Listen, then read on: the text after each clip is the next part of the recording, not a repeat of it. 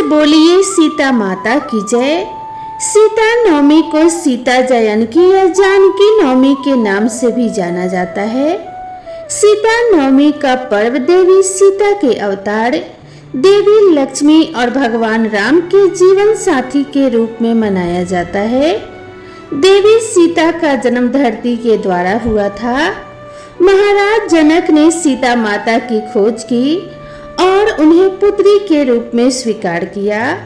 सीता नवमी या सीता जयंती का पर्व शुक्ल पक्ष चंद्रमा और नवमी तिथि के दिन मनाया जाता है। हिंदू कैलेंडर के अनुसार सीता नवमी का पर्व वैशाख मास के चंद्र महीने में 9वें दिन मनाया जाता है और हर वर्ष चैत्र मास के शुक्ल पक्ष की नवमी तिथि को राम नवमी का पर्व मनाया जाता है। सीता नवमी या सीता जयंती पर्व का विशेष रूप से विवाहित महिलाओं के लिए बहुत ही महत्वपूर्ण होता है। जो भी विवाहित महिला सीता नवमी के दिन व्रत करके पूरी श्रद्धा और आस्था के साथ सीता माता की पूजा करती है, उसके पति को लंबी उम्र का वरदान प्राप्त होता है। आज सीता नवमी की पावन तिथि है, तो आप सभी दोस्तों को सीता नवमी की हार्दिक शुभकामनाएं। सीता नवमी के दिन वैष्णव लोग उपवास करके भगवान श्री राम और माता सीता का पूजन करते हैं। सीता नवमी के दिन भगवान श्री राम और माता सीता का पूजन करने से पृथ्वी का दान करने के समान फल प्राप्त होता है। सीता नवमी या सीता जयंती पर विवाहित महिलाओं को भगवान राम और लक्ष्मण के साथ देवी सीता की पूजा करनी होती है। वैष्णव भक्तों के साथ साथ अतिरिक्त अन्य संप्रदाय के लोग भी सीता नवमी के दिन उपवास करके भक्ति पूर्वक माता सीता और श्री राम की पूजा करते हैं। सीता नवमी के दिन पूजा करने के लिए नवमी तिथि के एक दिन पहले ही अष्टमी तिथि को तैयारियां शुरू कर दें। अष्टमी तिथि के दिन अपने घर में अच्छी तरह से साफ सफाई कर लें। अब अपने घर में एक पवित्र स्थान पर एक मंडप का निर्माण करें। 4 स्तंभों का छोटा सा पूजा मंडप स्थापित करने के पश्चात उसे सुंदर फूलों से सजाएं। मंडप को फूलों से सजाना भी सीता नवमी के महत्वपूर्ण अनुष्ठानों में से एक है। मंडप में श्री राम और सीता माता के साथ साथ भगवान लक्ष्मण, हनुमान, राजा जनक की मूर्तियां भी स्थापित करें। देवी सीता की पूजा करने से पहले धरती माँ की पूजा करके अपने दोनों हाथ जोड़कर उनसे प्रार्थना करें। अब अपने वैवाहिक जीवन में सुख, शांति और समृद्धि की कामना करते हुए देवी सीता और भगवान राम की एक साथ पूजा करें।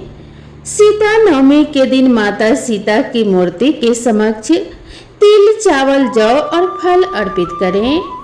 अब माता सीता के सामने घी का दीपक जलाएं। अब भगवान को फूल अर्पित करें। सीता नवमी के दिन माता सीता को मिष्ठान का भोग लगाएं। अगर आप एक विवाहित महिला हैं, तो आपको अपने पति की लंबी आयु के लिए पूरी श्रद्धा और आस्था के साथ व्रत के नियमों का पालन करना होगा।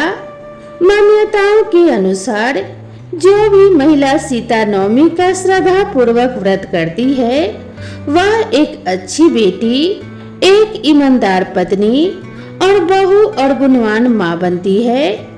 अगर आप सीता नवमी या सीता जयंती के दिन भगवान राम मंदिर में जाकर दर्शन और श्रृंगार, महाअभिषेक और आरती जैसे अनुष्ठान करते हैं, तो उससे आपकी सभी मनोकामनाएं पूरी हो जाएंगी। सीता नवमी के दिन श्रद्धा पूर्वक माता सीता और श्री राम की पूजा करने के पश्चात रामायण का पाठ करें। अब सीता माता का स्मरण करके जय सिया राम का जाप करें। सीता नवमी या सीता जयंती के दिन माता सीता के शुभ मंत्र का कम से कम 108 बार जाप करें। मंत्र इस प्रकार है, ओम श्री सीताय नमः। माता सीता भगवान राम के प्रति पूर्ण रूप से समर्पित थी, इसीलिए जो भी महिला सीता नवमी का व्रत करके विधि विधान के साथ माता सीता की पूजा करती है, उसका वैवाहिक जीवन हमेशा खुशहाल बना रहता है। सीता नवमी या सीता जयंती की पूजा करने के पश्चात सीता नवमी की कथा सुने। इस दिन गरीबों को जौ चावल या गुड़ का दान करें और गायों को रोटी खिलाएं। सीता नवमी के अगले दिन पूजा करने के पश्चात प्रसाद ग्रहण करके समय पर सीता नवमी का पारण करें। पूजा करने के बाद सीता माता के व्रत की कथा का श्रवण अवश्य करें। कथा यह है कि माँ लक्ष्मी जी का अवतार सीता माता अपने पिछले जन्म में मुनि कुशध्वजा की बहुत ही सुंदर पुत्री वेदावती थी। वे भगवान विष्णु की भक्त थी। वे हर समय केवल उनकी पूजा में ही लीन रहती थी। उनका प्रण था कि वे भगवान विष्णु के अतिरिक्त किसी और से विवाह नहीं करेंगी। उनके पिता एक ऋषि थे। वे अपनी बेटी के इस प्रण को अच्छी तरह से जानते थे। उन्होंने कभी अपनी पुत्री को अपना मन बदलने के लिए विवश नहीं किया।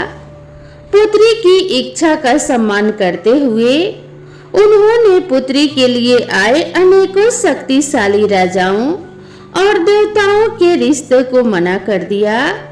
मना किए गए रिश्तों में से एक रिश्ता दैत्यों के शक्तिशाली राजा शंभु का भी था।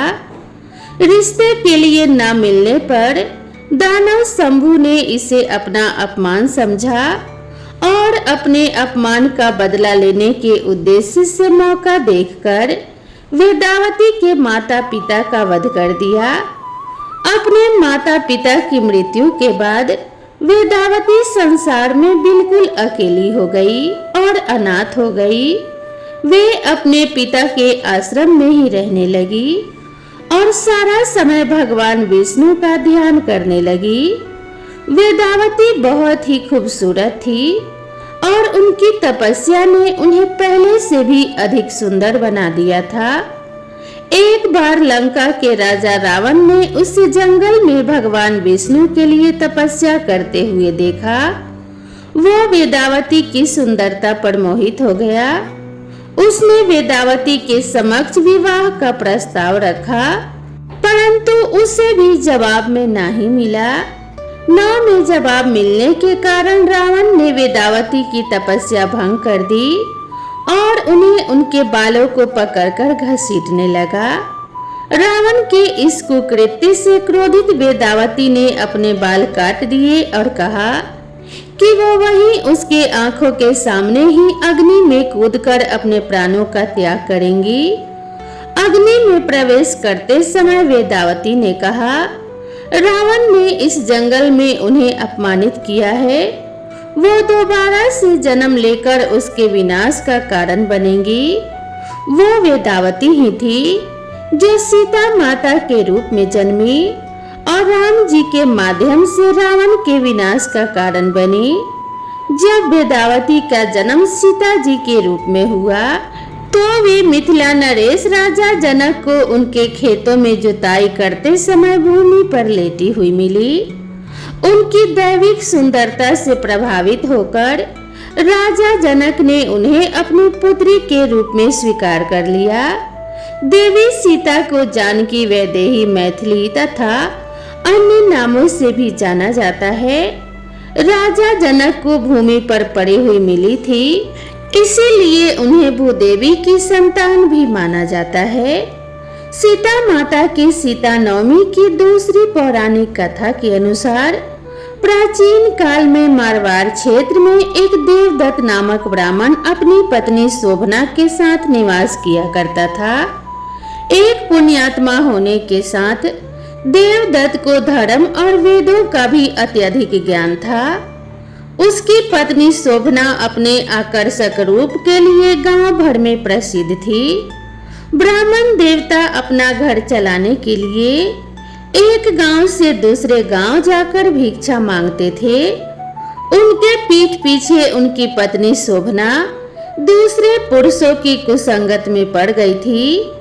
अपने पति के साथ छल कपट करके वह व्यभिचार के दलदल में फंस गई। धीरे धीरे पूरे गांव को शोभना के इस दुष्कर्म के बारे में पता लग गया। अपने ही पति को धोखा देने के लिए गांव के सभी लोग उसकी निंदा करने लगे। इस बात पर क्रोधित होकर शोभना ने पूरे गांव को आग लगा दी और वह स्वयं भी उस अग्नि से बच न सकी और उसमें जलकर मर गई। इन कुकर्मों की सजा शोभना को अगले जन्म में भुगतनी पड़ी। पति के साथ छल करने की वजह से उसका जन्म चंडाल के घर में हुआ और वह चंडालिनी कहलाई। मानवता की सभी सीमाओं को लांघकर पूरे गांव को आग के हवाले करने वाली शोभना को अपने अगले जन्म में गरीबी, कुष्ठ रोग और अंधेपन समेत कई परेशानियों से जूझना पड़ा। दरिद्र होने के कारण वह भोजन के लिए एक नगर से दूसरे नगर तक भटकती थी। एक दिन भोजन की तलाश में भटकते भटकते वह कौशलपुरी पहुंच गई। उस दिन पूरा नगर सीता नवमी का व्रत व पूजन कर रहा था। भूख से व्याकुल और रोगों से पीड़ित उस दुखियारी ने वहां के लोगों से भोजन देने की गुहार लगाई। वह कराहती आवाज में बोली कि हे सज्जनों, मुझ पर कृपा कर भोजन सामग्री प्रदान करो, मैं भूख से मर रही हूँ। यह सुनकर एक व्यक्ति ने उससे कहा, देवी, आज तो सीता नवमी है, भोजन में अन्न देने वाले को पाप लगता है, इसीलिए आज तो अन्न नहीं मिलेगा। कल व्रत के पारण के समय आना, तब भर पेट प्रसाद मिलेगा।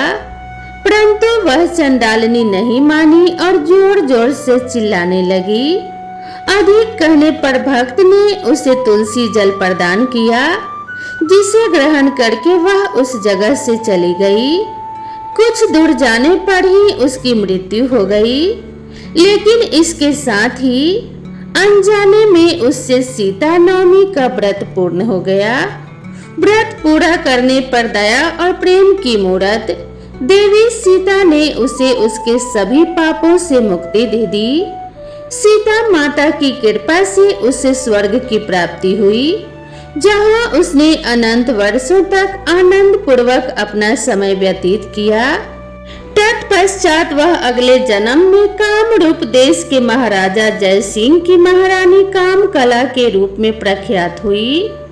व्रत के प्रभाव से उसे अपने पहले जन्मों का स्मरण बना रहा, जिसके कारण महारानी कामकला ने अपने राज्य में अनेक देवालय बनवाए, जिसमें जानकी रघुनाथ की प्रतिष्ठा करवाई। इस प्रकार उन्होंने अपना पूरा जीवन रघुनाथ और जानकी जी की सेवा को समर्पित कर दिया और ऐसा करने के कारण उन्हें इस जन्म में भी मोक्ष की प्राप्ति हुई। तो प्रेम से बोलिए सीता माता की जय। सीता माता की कृपा बड़ी ही न्यारी है। अगर आप पूरी श्रद्धा और पूरी आस्था के साथ सीता नवमी के व्रत का पालन करते हैं तो इससे आपके जीवन की सभी समस्याएं दूर हो जाएंगी और आपका शरीर हमेशा निरोगी रहेगा।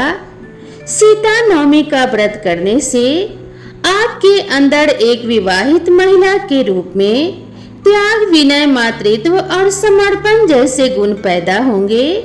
जो भी महिला पूरी श्रद्धा के साथ सीता नवमी के दिन व्रत करके माता सीता की पूजा करती है, उसे अखंड सौभाग्य की प्राप्ति होती है। सीता नवमी का व्रत करने से जीवन की सभी समस्याएं दूर हो जाती हैं और धन से जुड़ी समस्याओं से भी छुटकारा मिलता है। गणेश पुराण के अनुसार जिन महिलाओं का जन्म पुष्य नक्षत्र में हुआ है और आपका जन्म हिंदू परिवार में हुआ है तो आप बहुत ही भाग्यशाली हैं। यदि आप अपने भाग्य को बढ़ाना चाहती हैं तो तो सीता नवमी के दिन सीता माता का व्रत करके देवी सीता का पूजन करें और इस दिन सीता माता के सामने दोनों हाथ जोड़कर अपने पति की लंबी आयु और सफलता के लिए प्रार्थना करें। ऐसा करने से सीता माता प्रसन्न होती है, सुख और सौभाग्य का आशीर्वाद प्रदान करती है। माता सीता की कृपा से स्त्रियों का सुहाग और सौभाग्य बना रहता है। उनके जीवन में कभी कोई कठिनाई नहीं आती। तो प्रेम से बोलिए सिया राम की जय। माता सीता और प्रभु श्री राम की कृपा आप सभी भक्तों के ऊपर सदा सर्वदा बनी रहे। आपका सदा कल्याण हो। इसी मंगल कामना के साथ आप सभी से विदा लेते हैं। मिलते हैं इसी तरह की नई वीडियो में नई कथा और नई कहानी के साथ। तब तक आप सभी भक्तों से निवेदन है कि चैनल पर पहली बार आए हैं तो चैनल को सब्सक्राइब करना ना भूलें और इसी तरह की नई नई कथाओं और नई नई कहानियों के लिए मेरे चैनल से जुड़े रहें।